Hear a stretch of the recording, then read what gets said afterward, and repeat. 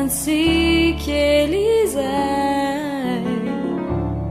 androtsika roa izay nanambatry iray ny aiko sy ny anay vitsiky ny fo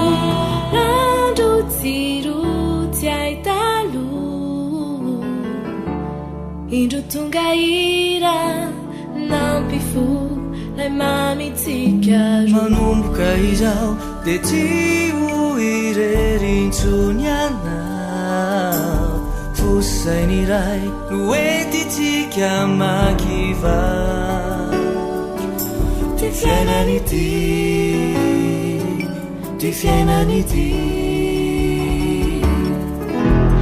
meko manontolo zay asosy asambatranao mahazo matoky ianao fizay mamindrindry zay no efa foky anao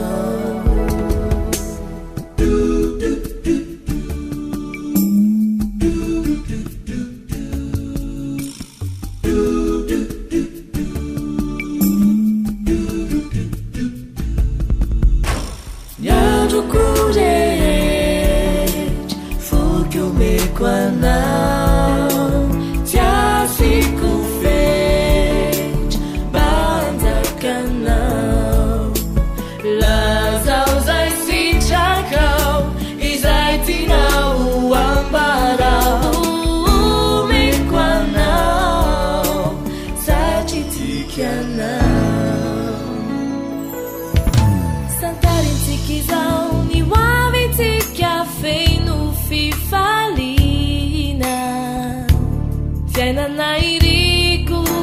miankina aminilaiti turambulanis tweche iray tsitina vononany ovao raha izay osambatrana tsy mevitry ny foko raha izao mampalae anao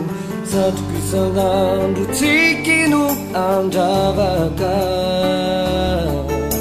niendrika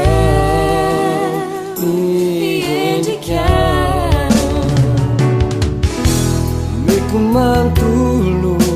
zay masosy asambatranao mahazo matoky ianao fizay mamindrindry zay no efa foky anao miandro kore